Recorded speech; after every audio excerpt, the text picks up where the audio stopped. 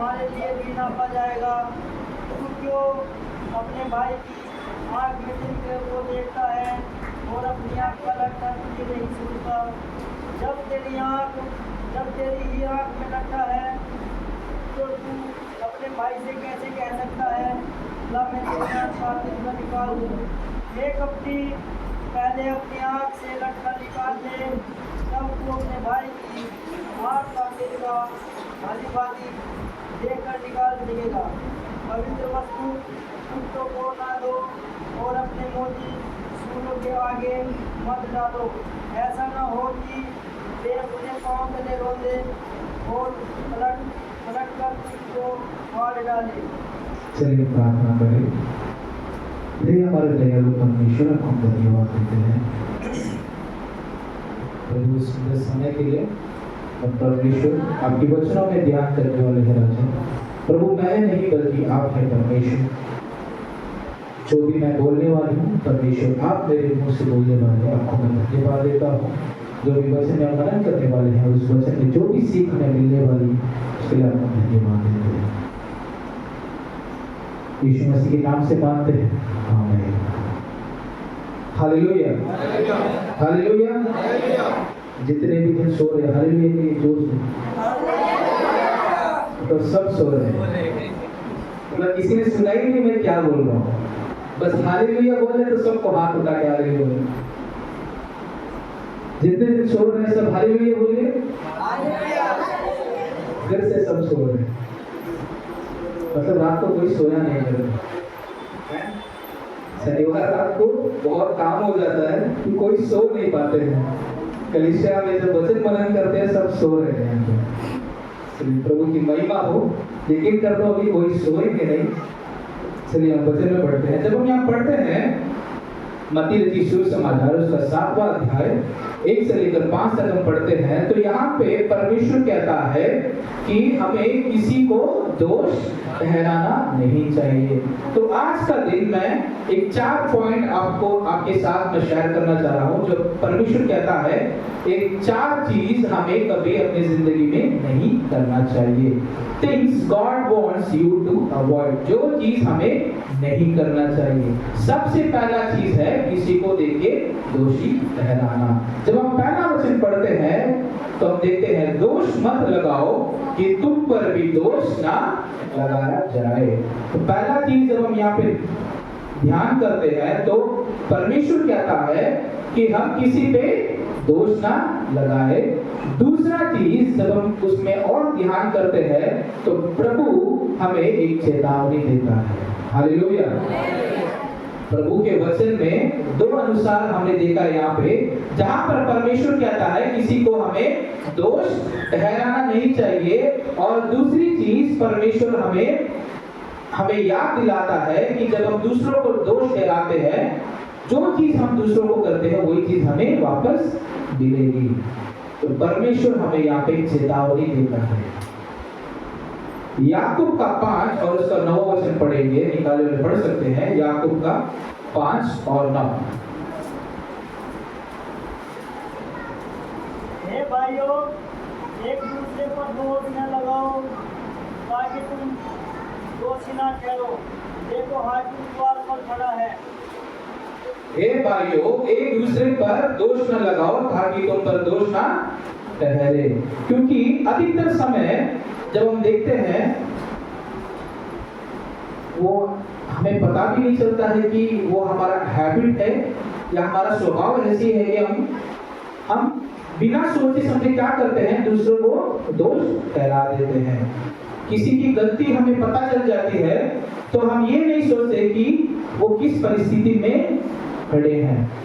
गलती तो गलती होता है, हमें माफ करना चाहिए। परमेश्वर हमें खुद कहता है कि कोई अगर व्यक्ति गलत करता है तो हमें माफ करना चाहिए। अगर हम माफ नहीं करते हैं तो हमारे पाप भी यहाँ पे माफ नहीं किया जाएगा।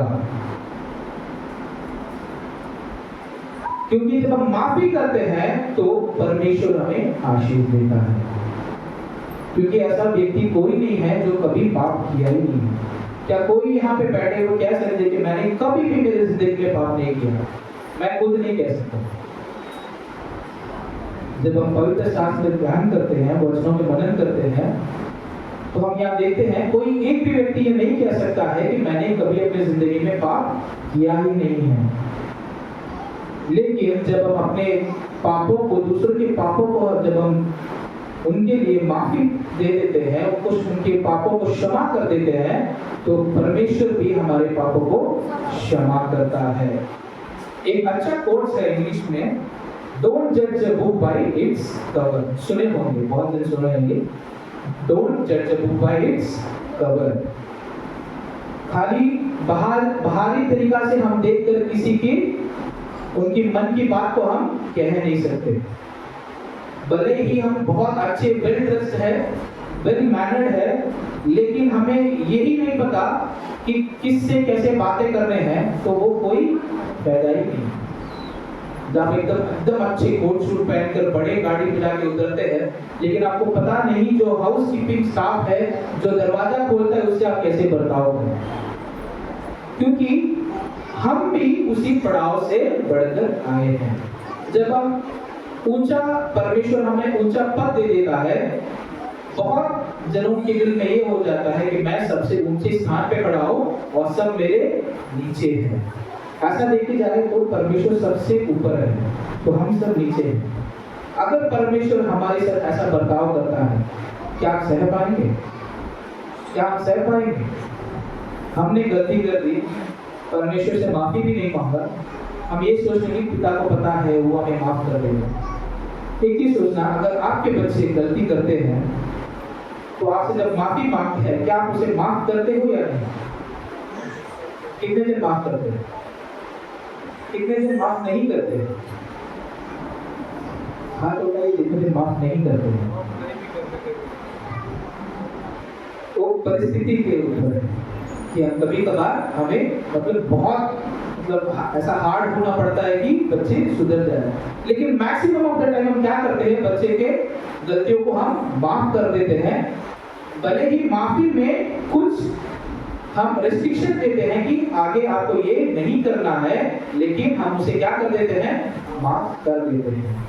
तो हमें सृष्टि के वाला परमेश्वर, हमारे पिता हमेशा यही चाहता है कि चाहे हम कितने भी गलती करते हैं, परमेश्वर हमें माफ करने के लिए तैयार है। हालेलुया। क्योंकि जैसा हमारे बेटा या बेटी जब कुछ अनजाने में कुछ गलत करके वापस आ जाते हैं, तो वैसे ही हमारा पिता भी हमारा इंतजार कर रहा है कि मेरा बेटा और मेरा बेटी मेरे पास वापस आ जाए, क्योंकि प्रभु हमारे पापों को क्षमा करने वाला प्रभु है। हालेलुया। अगर उस दिन परमेश्वर ने उस कलवारी क्रूस पर हमारे पापों के लिए अपना लहू नहीं बहाया होगा, आज के दिन पर हम यहीं नहीं होते। प्रभु ने हमें माफी दिया है, इसलिए आज हम यहाँ पे उपस्थित है। प्रभु के भवन में बैठकर प्रभु की महिमा कर रहे हैं, प्रभु के वचन में हम मनन कर रहे हैं, ये सिर्फ और सिर्फ प्रभु की देन है। दूसरा वचन पढ़ेंगे मत्ती का 7 और उसका दूसरा वचन पढ़िएगा। क्योंकि जिस प्रकार तुम दोष लगाते हो, उसी प्रकार तुम पर भी दोष लगाया जाएगा, और जिस नाप से तुम नापते हो, उसी नाप से तुम्हारे लिए भी नापा जाएगा। तो यहाँ पे हम देखते हैं द मेजरमेंट, जैसे हम दूसरों के लिए नाप लेते हैं, वैसे ही हमारे लिए भी यहाँ पे नाप ली जाएगी। उसी याकूब का दूसरा अध्याय 13 वचन पढ़िएगा। याकूब का दूसरा अध्याय उसका 13 वचन पढ़िएगा। क्योंकि जिसने दया नहीं की, उनका न्याय बिना दया के होगा। दया न्याय पर जयवंत होती है। क्योंकि जिसने दया नहीं की, उसका न्याय बिना दया के होगा। दया न्याय पर जयवंत होती है। Hallelujah, hallelujah. अगर इस वचन पढ़ने के बाद भी आप लोग किसी के पाप क्षमा नहीं करते, फिर सोच लेना परमेश्वर आपके साथ क्या करने वाला है। क्योंकि बहुत समय हम यही करते हैं कि दूसरों की गलतियों को हम क्या करते हैं, हमेशा हम जज करते हैं।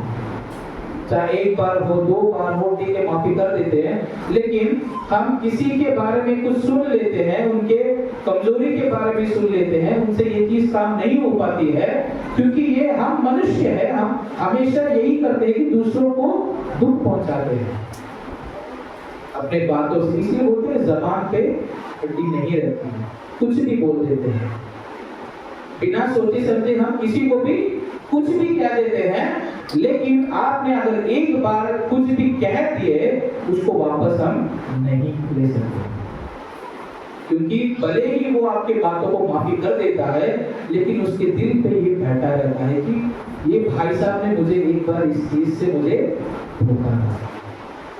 भले ही वो माफ कर दे, भले ही आपके भाई बहन हो या आपके दोस्त हो, आपके माता पिता हो, क्योंकि बहुत बच्चों क्या करते हैं, हम देखते हैं तो वो जब माता पिता कुछ कहते हैं ना, वो अपने दिल पे ले लेते हैं, बोलते हैं पापा उस दिन आपने मुझे ऐसा डांटा था, मुझे याद है।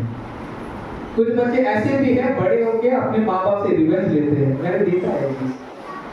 बड़े होने के बाद बोलते हैं आपने मुझे ऐसा मारा था ना, मैं देख लूंगा आपको, बड़े होके धमकाते हैं माँ बाप को। परमेश्वर अगर धमका है तो हम यहाँ पे जीवित नहीं होते। तो हम परमेश्वर के बेटे हैं, बेटी है, तो प्रभु ने हमें जो सिखाया है उसके अनुसार हमें आगे चलना चाहिए। उसी याकूब का 4वां अध्याय 11 और 12 वचन पढ़िएगा। हे भाइयों, एक दूसरे की बदनामी न करो। जो अपने भाई की बदनामी करता है या भाई पर दोष लगाता है या व्यवस्था की बदनामी करता है और व्यवस्था पर दोष लगाता है, और यदि तू व्यवस्था पर दोष लगाता है तो तू व्यवस्था पर चलने वाला नहीं, पर उस पर हाकिम ठहरा। व्यवस्था देने वाला और हाकिम तो एक ही है, जो बचाने और नाश करने में सामर्थ है।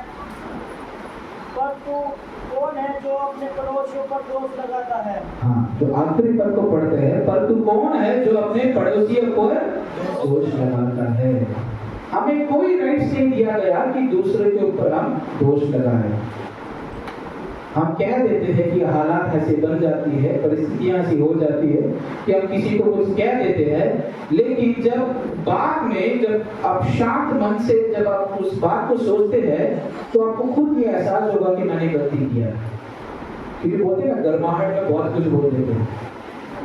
जब किसी के बीच में लड़ाई हो जाती है, झगड़ा हो जाती है, तो माहौल ऐसा बन जाता है, इतना गर्माहट हो जाता है, वो भी बंदा कुछ बोल देता है, हम भी कुछ बोल देते हैं।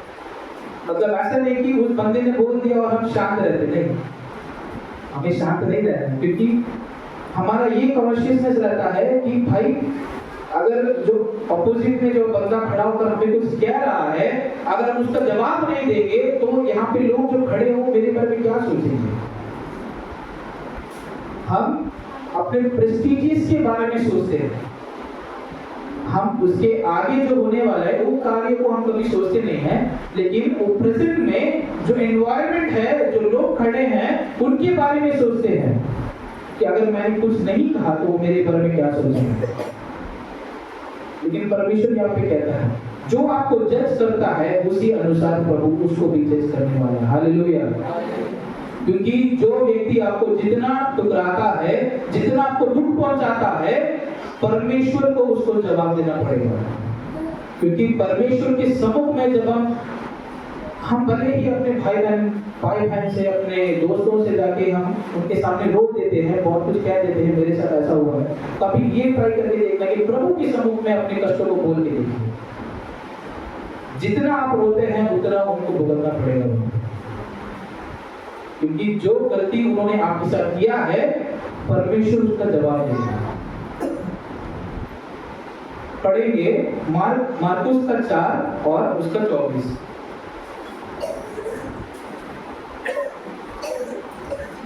फिर उसने उनसे कहा, चौकस रहो कि तुम क्या सुनते हो, जिस नाप से तुम नापते हो उसी से तुम्हारे लिए भी नापा जाएगा और तुमको अधिक दिया जाएगा। और तुमको अधिक दिया जाएगा। वचन फिर से पढ़िएगा एक बार। फिर उसने उनसे कहा, चौकस रहो कि तुम क्या सुनते हो, जिस नाप से तुम नापते हो उसी से तुम्हारे लिए भी नापा जाएगा उसी से तुम्हारे लिए भी नापा जाएगा और तुमको अधिक दिया जाएगा। और तुमको अधिक दिया जाएगा। यहाँ पे ट्रांसलेशन हम देख रहे हैं, और तुमको अधिक दिया जाएगा। तो जब कभी भी एक स्टेप फॉरवर्ड रखते सोच लेना, जो आप करने वाले हो उससे अधिक आपको मिलने वाला है।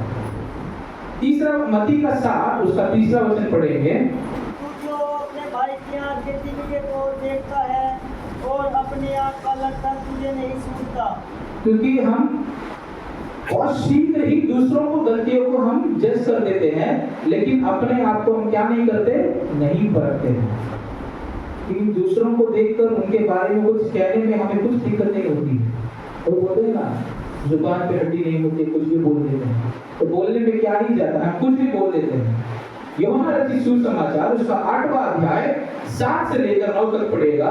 यूहन्ना रचित सुसमाचार उसका 8वां अध्याय 7 से लेकर 9 तक।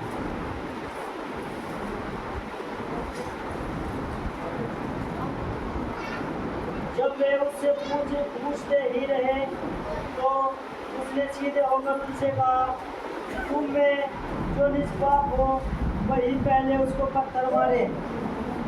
और फिर झुककर भूमि पर उंगली से लिखने लगा।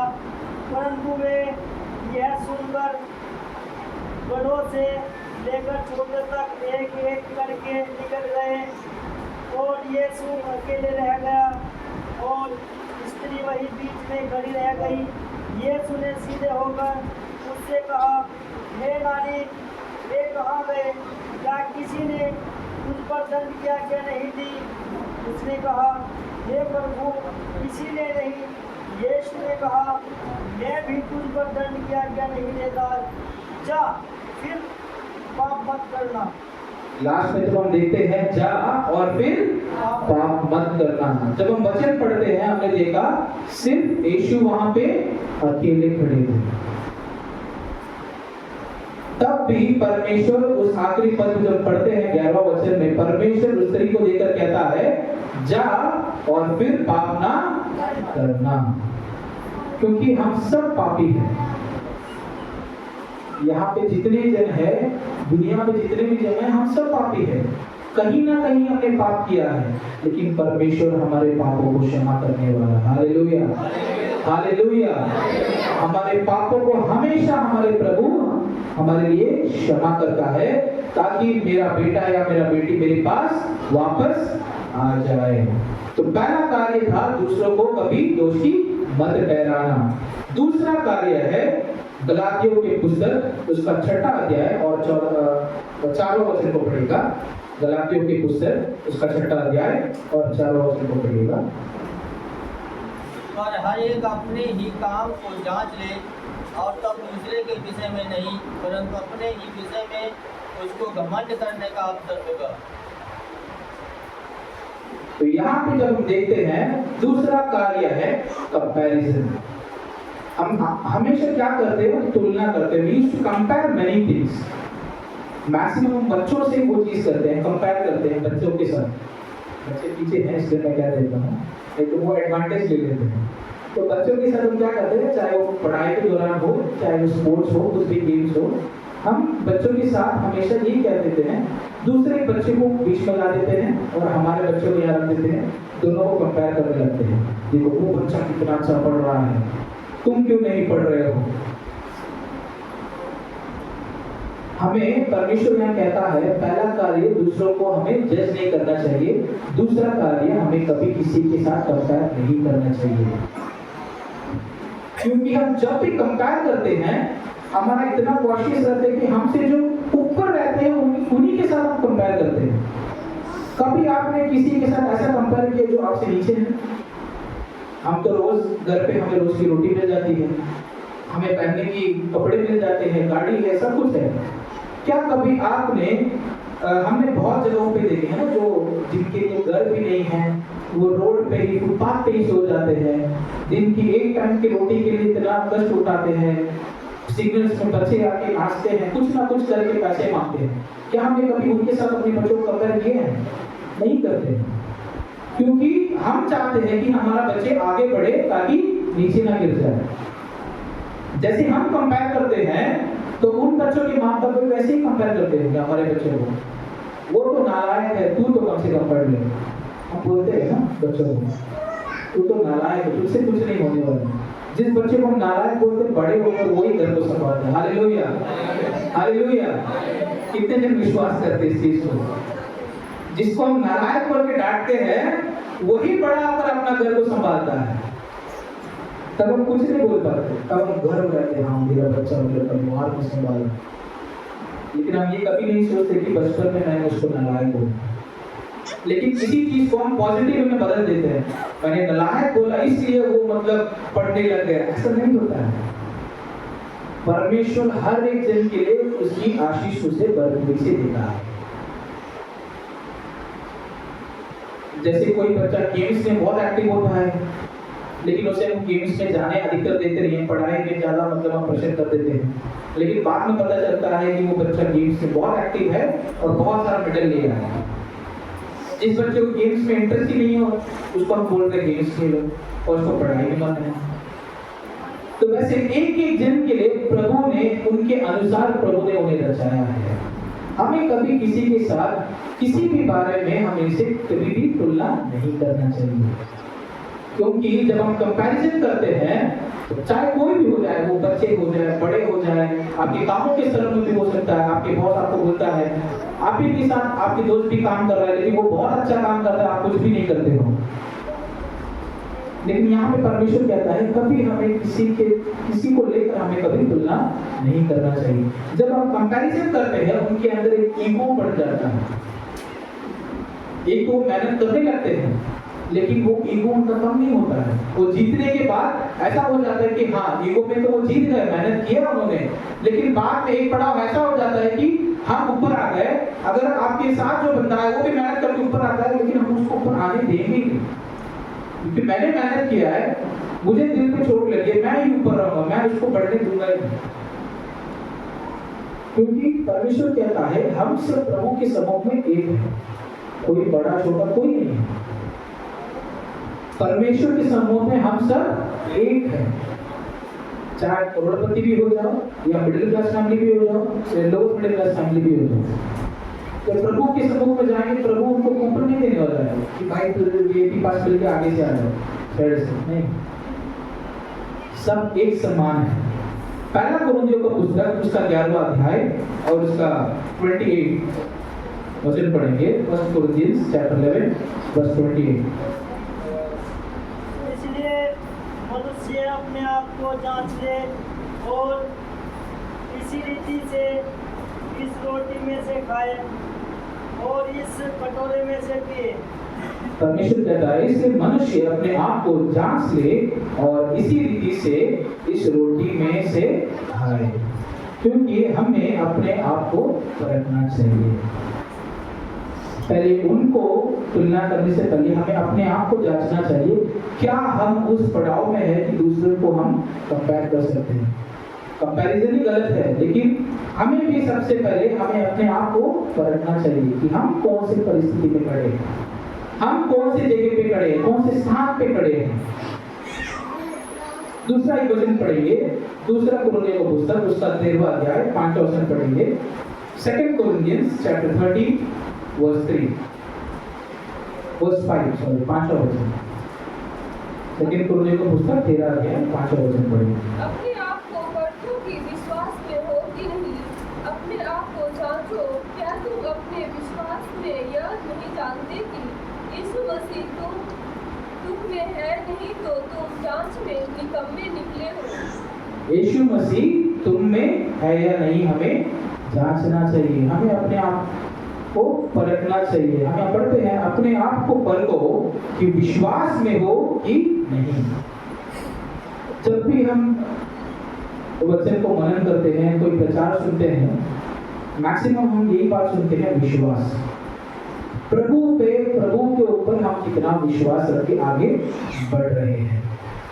सबसे ज्यादा विश्वास हमें प्रभु के ऊपर रखना चाहिए, प्रभु को पहला स्थान देना चाहिए। मैंने एक सोशल मीडिया जैसे हम देखते हैं, तो मैंने रील देखा उस पे, तो एक कंटेंट क्रिएटर है, तो मैंने एक चीज देखा उस रील पे कि वो जैसे यहाँ परमेश्वर खड़े हैं और यहाँ पे हम, और एक जैसे हम रोड पे देखते हैं ना, जो बच्चे जो सिग्नल पे खड़ा होकर भीख मांगते हैं, तो वैसा एक एक्ट है। तो वो जैसे हम परमेश्वर से कहते हैं, आपने ही इन्हें सृष्टि किया है, तो आप इन्हें क्यों नहीं खिला देते, हमको क्यों तंग कर रहे हैं कि हम इनको पैसा दें।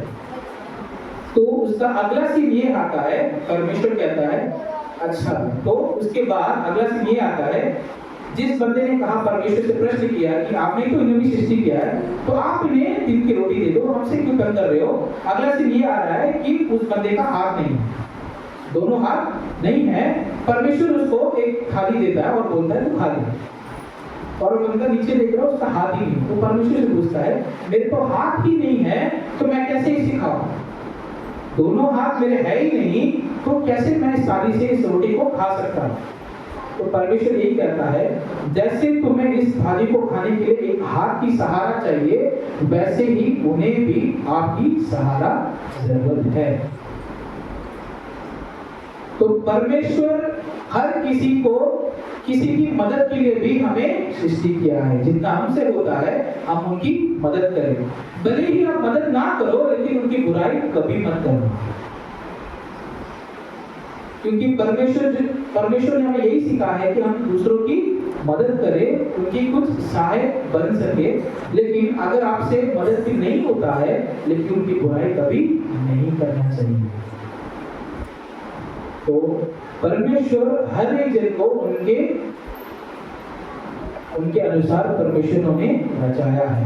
पहला हमने देखा किसी को जज नहीं करना चाहिए, दूसरा हमने ध्यान किया कि किसी के साथ हमें तुलना नहीं करना चाहिए, तीसरा हम देखेंगे डिसऑनेस्टी, बेईमानी। देखते हैं ना, नीति वचन उसका 6 और उसका 17 वचन पढ़ेगा। नीति वचन उसका 6 और उसका 17 वचन पढ़ेगा।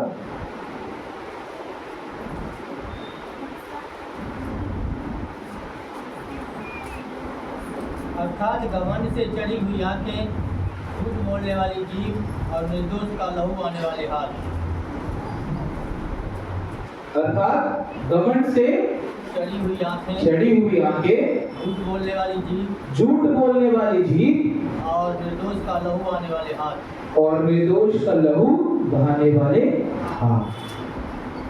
तो हम झूठ कब बोलते हैं? चलिए आपसे पूछता हूँ, झूठ आप कब बोलते हैं? गलत काम करके। झूठ किस लिए बोलते हो? गलत काम करते हो तो झूठ बोलते हो। किस वजह से आप झूठ बोलते हो? कि हम उस चीज से बच जाए, कि मैंने गलती किया ही नहीं। तो अधिकतर हम भी यही करते हैं, बच्चे भी यही करते हैं। चलो बच्चों को तो हम माफ कर सकते हैं, लेकिन हम इतने बड़े होने के बावजूद भी कभी कभी बिना सोचे समझे कुछ ना कुछ करके क्या बोलते हैं, मैंने गलती से कर दिया। अरे वो मेरा गलती था ही नहीं पास्टर जी, वो उनका गलती था, वो बीच में आ गए। बच्चे भी अनजाने में कुछ गलती कर देते हैं और वो हमसे क्या करते हैं, झूठ बोलते हैं ताकि वो अपने गलती को छिपा लें। लेकिन यह परमेश्वर कहता है, अगर आपने गलती किया है, उस गलती को आप स्वीकार करो। जब हम अपनी गलतियों को स्वीकार करते हैं, जब अपनी गलतियों को प्रभु के सम्मुख में कहते हैं, तो प्रभु हमें क्षमा करता है। उसी नीति वचन का हम पढ़ेंगे 8वां अध्याय और 13वां वचन। यहोवा का भय मानना बुराई से बैर रखना है, घमंड अहंकार और बुरी चाल से और उलटफेर की बात से भी मैं बैर रखती हूँ। घमंड अहंकार और बुरी चाल है। तो जब हम परमेश्वर की वचन पे ध्यान कर प्रभु की जो कहना है उसे हम सुनकर प्रभु की राह पे चलते हैं, तो प्रभु हमें आशीष करता है। यहोवा का भय मानना बुराई से भय रखना है। तो परमेश्वर हमेशा हमें सही राह पे ले चलने की कोशिश करता है, लेकिन हमारी परिस्थिति ऐसे हो जाती है या हम खुद कुछ ऐसे काम कर देते हैं कि हमें झूठ बोलना पड़ता है। और मैक्सिमम झूठ कहाँ बोल सकता है? 3 लोग से पूछेंगे तो बताएंगे असाइनमेंट सबमिट करने। मैंने भी किया है। जब टीचर बोल देती है कि इस तारीख पे आपको असाइनमेंट सबमिट करना है, हम बोलते सर मम्मी बहुत बीमार है, मैं मम्मी को अस्पताल ले गया था इसलिए मैं रात भर सो नहीं पाया सर। तो 2 दिन का टाइम था, वो रात भर टीवी देखता होगा, मम्मी को बीच में ला देता है। उससे बढ़ के एक घर जाते हैं जो अधिक बुद्धिशाली है, मेरा नाना जी, मेरे दादी जी बीमार है, मैं उनके साथ था, उनकी तबीयत खराब है इसलिए मैं टाइम पे सबमिट नहीं कर पा। हम मैक्सिमम एक्सक्यूज देने की कोशिश करते हैं जब आपको पहले ही पता है कि इस तारीख को आपको कुछ सबमिट करना है, लेकिन हम क्या कर देते हैं, टेक इट ग्रांटेड में ले चलते हैं। अरे आखिर में देख लेंगे, ये तो 2 दिन में निपट जाएगा, आराम से कर लेंगे। सबसे ज्यादा ये वेकेशन के टाइम पे होता है, जब 2 महीने की छुट्टी मिलती है। अप्रैल में स्कूल में बोल दिया जाता है कि हर एक सब्जेक्ट का असाइनमेंट आपको इस तारीख को सबमिट करना है। स्कूल रीओपन होने के बाद भी वो 1 हफ्ता टाइम देते हैं, ऐसा नहीं कि जिस दिन रीओपन हो उसी दिन सबमिट करो, 1 हफ्ता टाइम देते हैं स्कूल रीओपन होने के बाद भी। लेकिन हम उस 1 हफ्ते में काम करेंगे, तो 2 महीने में तो बुक तो छुएंगे भी नहीं। जितने भी होमवर्क है, क्या कुछ असाइनमेंट है, मुड़ के भी नहीं देंगे। वो लास्ट दिन जब स्कूल का घंटी बजी, बैग गया स्टोर रूम क्या बैठ के नीचे, उसके बाद बैग खुलेगा जब स्कूल रीओपन होता है। तो वैसे ही परमेश्वर भी हमें कुछ कहता है, लेकिन हम प्रभु के सम्मुख में एक्सक्यूज कहते हैं कि प्रभु आज मैंने ये नहीं कर पाया, मैं ये जरूर कर दूंगा, या अगली बार जरूर ये कार्य मैं कर दूंगा। परमेश्वर आपको आपके अनुसार ही आपको काम देता है, जो आपसे होता है उससे अधिक काम आपको कभी नहीं देते। प्रभु आपको जानते हैं, वो हमारे सृष्टि करता है, वो हमें बहुत अच्छे से जानते हैं कि क्या हमें करना है क्या नहीं करना है। और एक विषय में भी बातें करनी थी, वो है प्रार्थना। हम बहुत प्रार्थना करते हैं, बहुत विनती के लिए कुछ एक कार्य को लेकर प्रार्थना करते हैं, वो 1 साल हो, 5 साल हो, 10 साल हो, 15 साल हो। अगर प्रभु ने सोच लिया कि ये आपको देना है, तो चाहे कोई भी रोक दे, प्रभु आपको वो चीज जरूर दे के ही रहेगा।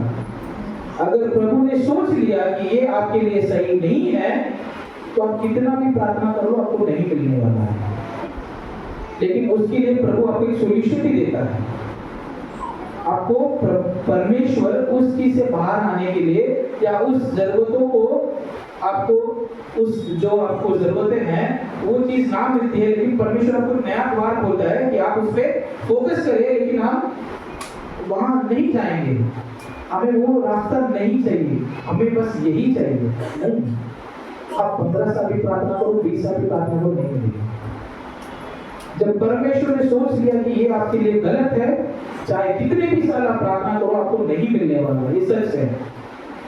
जब हम बोलते हैं तो बहुत सारी जगहों पे अफर्ट हो जाते हैं, तो मेरे प्रार्थना को जवाब नहीं मिलेगा क्या पास्टर, आप ये कह रहे हैं। परमेश्वर खुद कहता है, अगर परमेश्वर ने सोच लिया कि ये आपको जरूरत है, तो चाहे कोई भी रोक दे, चाहे कोई भी हालात हो, प्रभु आपको आशीर्वाद देगा। अगर ये चीज आपके लिए बुराई है, अगर इस चीज से आपके लिए कुछ नष्ट हो रहा है, या आपके लिए ये जरूरत ही नहीं है, तो परमेश्वर कभी आपको वो चीज नहीं देने वाला है। चौथा कार्य है, जैसे पहले हमने 3 देखा था, पहले वी शुड नॉट जज अदर्स।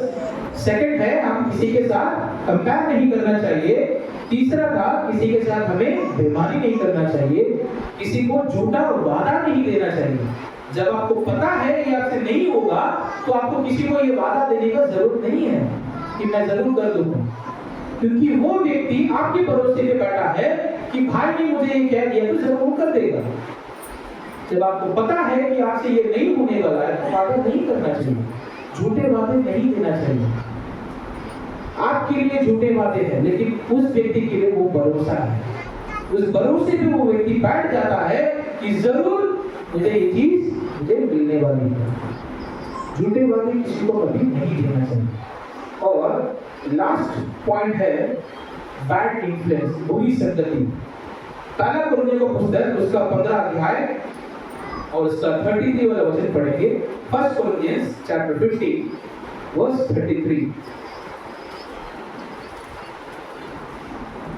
धोखा न खाना, बुरी संगति अच्छे चरित्र को बिगाड़ देती है। धोखा ना खाना, बुरी संगति अच्छे चरित्र को बिगाड़ देती है। अच्छे चरित्र को बिगाड़ देती है। तो जब हम वचन पढ़ते हैं, बच्चे अगर रहते तो सबसे पहले ये याद आता है, एक कहानी याद आता है, प्रोडिगल सन, उड़ाऊ पुत्र। वो सिर्फ और सिर्फ बुरी संगति की वजह से वो अपने पिता को छोड़कर अपनी सारा संपत्ति लेकर वो बाहर गए। हम कैसे संगति बना रहे हैं? अगर वो बुरा भी है, हमें ये कोशिश करना चाहिए कि उसे हम सही रास्ते पे ले आए, बल्कि उसके साथ आप भी बिगड़ जाओ। पापा हमेशा ये कहते थे, भले ही एक दोस्त हो लेकिन अच्छा दोस्त बनो। ऐसा नहीं कि आपके साथ 15-20 जन है लेकिन सब गलत राह पे चल रहे हैं। अगर आपसे होता है तो किसी को सही राह पे ले आओ, नहीं होता है तो बाहर आओ। ऐसा नहीं कि उनके साथ आप भी मिलकर गलत रास्ते पे आगे बढ़ रहे हैं। आपकी संगति कैसी है? आप कैसे एक एनवायरनमेंट आप क्रिएट कर रहे हैं? आपकी सराउंडिंग्स कैसे हैं? क्योंकि जब हम लूका रचित सुसमाचार 15 अध्याय 11 से लेकर जब पढ़ते हैं तो हम पढ़ते हैं, वहां उड़ाऊ पुत्र के बारे में पढ़ते हैं। तो ये छोटा बेटा, घर का छोटा बेटा अपने पापा से अपनी संपत्ति लेकर घर से बाहर चला जाता है। जितना ऐशो आराम जिंदगी है उसने जी लिया। उसके बाद जो संगति थी उसके साथ कोई नहीं थी। जो दोस्त उसको अपने पापा से अपने संपत्ति लेने के लिए कह रहे थे, जो उसके साथ उसके मतलब खुशी के माहौल में जो दोस्त उसके साथ खड़े थे, जब इसके पास कुछ नहीं था, उसके सराउंडिंग में कोई भी नहीं था। इसने इतना गर्व किया है, अगर चाहते तो कोई दोस्त उसके साथ खड़ा हो सकता है कि मैं तुझे अपने साथ ले चलूंगा क्योंकि तूने मेरे लिए इतना कुछ किया है। ये हकीकत है, ना सिर्फ स्टोरी पे, ये जिंदगी में भी यही हकीकत है। आपके साथ जब धन है, जब संपत्ति है, सब आते हैं आपके साथ। जब आपके साथ कुछ नहीं रहता, आपको मदद करने के लिए कोई बना नहीं, सिर्फ और सिर्फ प्रभु को छोड़। हमारी जिंदगी में हकीकत का कार्य है, लेकिन हम तब भी क्या करते हैं? मार खाने के बाद भी हम क्या करते हैं? उसी व्यक्ति पर भरोसा करते हैं जिसने हमें लास्ट में धोखा दिया। क्योंकि हम सोचते हैं कि हाँ, हम उनके पापों को माफ कर देते हैं, लेकिन वो व्यक्ति वो महसूस नहीं करता है। वो अगले बार भी आपके साथ ही सेम बर्ताव करता है जैसे उसने पहले आपके साथ किया था, लेकिन हम फिर भी उसी चीज में उलझ जाते हैं। क्योंकि कहीं पे वो अपना भाई हो सकता है, या अपना दोस्त हो सकता है, या अपना परिवार हो सकता है। या यही सोचते हैं कि मेरे भाई को मैं कैसे कह सकता हूँ, चलो उसने जो कर दिया मैंने माफ कर दिया, ये बात से वो नहीं करेगा, अगले बार भी वही एडवांटेज लेके चलेगा। एक बार आपने थोड़ा उसको टाइट कर दिया कि ये नहीं करना है, अगर आप ये करोगे, ये चीज मैं आपको नहीं देने वाला हूँ, तो अगले बार एक से 10 बार वो सोचेगा उस कार्य को करने के लिए। लेकिन जब हम उनके हर बार उस चीज को जब वो बंदा दोहराता है और हर टाइम उसको हम सपोर्ट करते रहेंगे, तो आपके हालात भी वही बनने वाला है। तो यहाँ पे हम संगति कैसा बनाते हैं वो बहुत महत्वपूर्ण है। तो परमेश्वर ये 4 कार्य कहता है। पहला है दूसरों को हमें जज नहीं करना चाहिए। दूसरा है कभी किसी के साथ हमें कंपेयर नहीं करना चाहिए।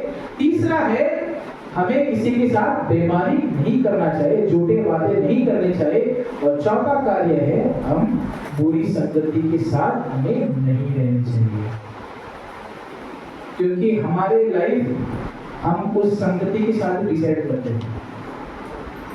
क्योंकि जब बच्चों को एडमिशन दिलाते हैं या 10th 11th में जब रिपोर्ट कार्ड लेने जाते हैं, तो पेरेंट्स अधिकतर कहते हैं तू अपना संगति सही कर तो सुधर जाएगा। कहते हैं ना, मुझे तो कहा मिले पापा, क्योंकि वो एक ऐसा टाइम है, स्कूल टाइम, हम किसी की नहीं सुनते। अब पता चल रहा है कि अगर उस दिन सुन लिया होता तो सही रहता। बाद में उस चीज को जब हमें समय मिलता है, उस समय उस बारे के उस इंसिडेंट को सोचकर हम भुगतते हैं कि भाई उस दिन मैंने ये क्यों नहीं किया, उस दिन मैंने अपने पापा की बात को क्यों नहीं माना, अगर उस दिन सुन लेता तो सही होता। क्योंकि हर माँ बाप का यही चाहत है, जितना मैंने कष्ट उठाया है वो मेरा बेटा या बेटी ना उठाए, वो एक अच्छा जिंदगी जी पाए। लेकिन ये सोच में हम एक गलती कर बैठते हैं, हम उनको जो कष्ट हमने सहा है हम कुछ नहीं कहते हैं, ना कुछ उनको कष्ट दिखाते हैं, ना कुछ कहते हैं, ना उनको पता भी चलने देता है कि हम कितने बुरे हालात से और बुरे परिस्थिति से गुजर रहे हैं। क्योंकि यहाँ पे जितने भी बैठे हैं सब ने अपने परिवार को देखा है, और कितना आपके पापा मम्मी ने मेहनत किया आप जानते हो, तो इसलिए आप यहाँ पे बैठे हो। और हम ये सोचते हैं कि मेरा बेटा को जो मैंने कष्ट उठाया, मेरा बेटा ये उसकी जिंदगी में ये ना हो, वो एक अच्छी जिंदगी जी पाए। लेकिन सच ये है, जब आप अपने बेटे को अपने कष्ट को बताते हो तब उसे महसूस होगा, उसे पता भी चलेगा कि अपने माता पिता कितना कष्ट के साथ उन्हें पाल रहे हैं। क्योंकि हम उनके खुशी के लिए हम बहुत सारे कार्य उनसे कहने से हम छिपा देते हैं, ताकि उनको दुख पहुंच जाता है कि बेटे को भी कहना नहीं चाहिए। ऐसा नहीं कह रहा हूँ कि सारे कार्यों को बता दे, लेकिन कुछ चीज उनको भी पता चलना चाहिए, ताकि वो जब आगे बढ़े वो अपनी जिंदगी में उस कार्य को लेके आगे चले। एक आखिरी वचन पढ़ के खत्म करेंगे, भजन से लिखा उसका 85 और 12वां वचन, Psalms 85 verse 12। फिर यहोवा का उत्तम पदार्थ देगा, फिर यहोवा उत्तम पदार्थ देगा, उत्तम पदार्थ देगा, और हमारी भूमि अपनी उपज देगी, और हमारी भूमि अपनी उपज देगी। God will give you what is good। परमेश्वर को पता है आपके लिए क्या अच्छा है और क्या बुरा है। तो परमेश्वर जो कुछ भी देता है, He gives you good blessings। तो हमें ये विश्वास के साथ आगे बढ़ना चाहिए कि प्रभु जो कुछ भी करता है हमारे भलाई के लिए करता है, प्रभु जो कुछ भी देता है हमें अच्छा ही देता है। कुछ आशीष मिलने के बाद भी प्रभु को प्रश्न करते, परमेश्वर आपने दिया लेकिन ये भरपूरी से नहीं दिया। परमेश्वर को पता है आपको कितना देना है, कब देना है और क्या देना है। हालेलुया। तो आगे हम जब भी बढ़ेंगे एक विश्वास के साथ बढ़ेंगे, प्रभु जो कुछ भी देता है अच्छा ही देता है। प्रभु आप सबों को आशीष दे।